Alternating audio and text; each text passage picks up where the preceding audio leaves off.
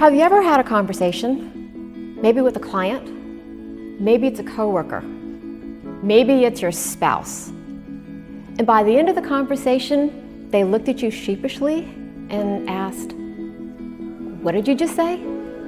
Or maybe the tables were turned and you're speaking with someone and maybe the subject is not interesting or maybe you don't understand it. Like in the case of my son who's an engineer.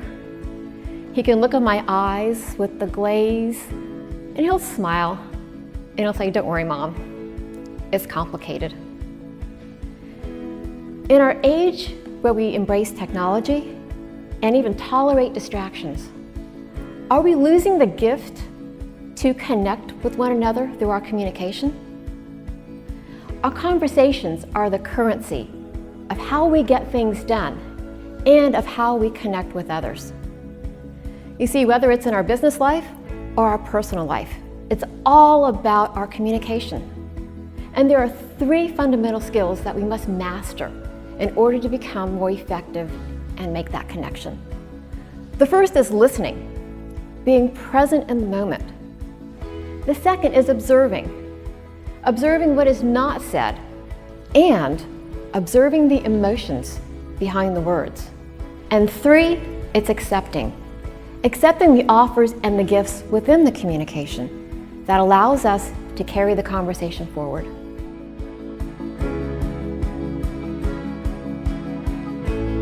Now, the first skill we must master is listening. And most of us, we think we're good listeners because we've been hearing since the day we were born. However, what concerns us most when we are in a conversation is what our response is going to be to the person that we're talking with. And that causes us not to listen. So, to truly listen and be present takes practice. The second skill, observing, provides context for our communication. Observing really entails listening to what's not said, but also recognizing the emotion behind the words, because often that tells the true story of what was really being said. How often in the conversation are we missing those subtle clues or ignoring that nonverbal language that can change the outcome of the conversation?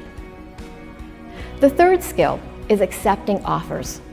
Some refer to this as the yes and.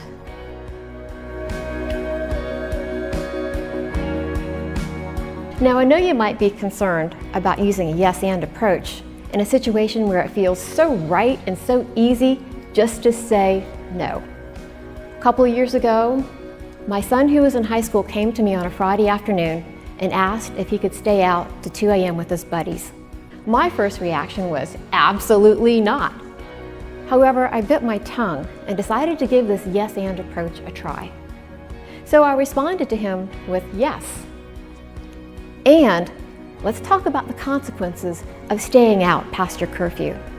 Well, that opened up a dialogue, and my son and I were able to come up with an agreement that allowed him to have his social needs met, and for me to get my beauty sleep.